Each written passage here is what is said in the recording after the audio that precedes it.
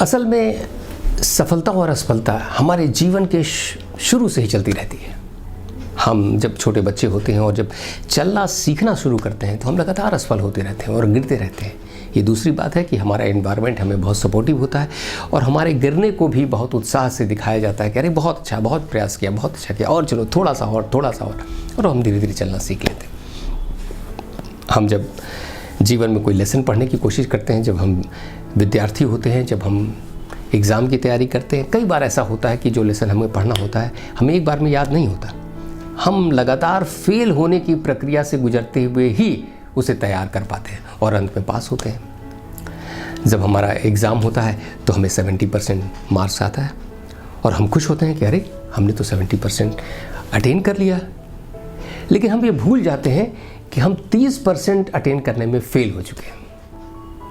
चूँकि बड़ा चंक क्या है, सफलता का चंक है। हमने 70% अटेन किया है तो हम खुश होते हैं, लेकिन फेल हम तब भी वहाँ हुए रहते हैं, पर हमारा ध्यान अब मेरी सफलता की तरफ रहता है। इसी तरह बहुत सारे जीवन के पहलू में हम लगातार रोज़, हम आज 25 साल के हो गए, हम 30 साल के हो गए, हम 35 या 40 साल के हो गए, हम खुशी मनाते हैं, हम बर्थडे मनाते हैं कि वाह कमाल है, हम इतने दिन जी लिए, ये एक सफलता है। लेकिन ये भी बात सही है कि हमारे जीवन से उतने वर्ष कम हो गए हैं।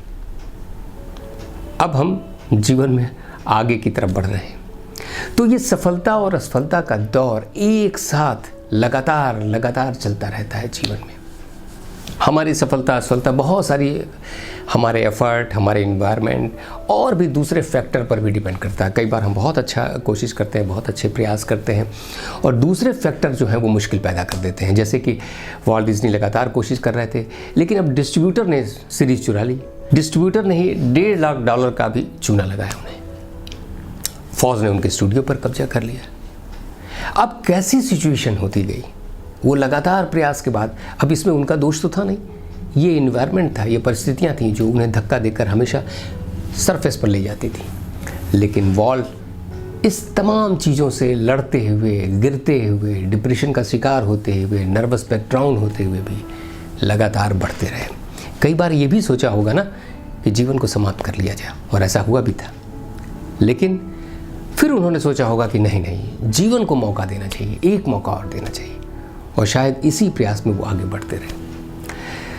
चार्ल्स बर्नार्ड शॉ ने एक बहुत अच्छी बात कही है। उन्होंने कहा कि मैं जब यंग था, जब युवा था, तो मैं 10 में से हर 9 प्रयास में फेल हो जाता था।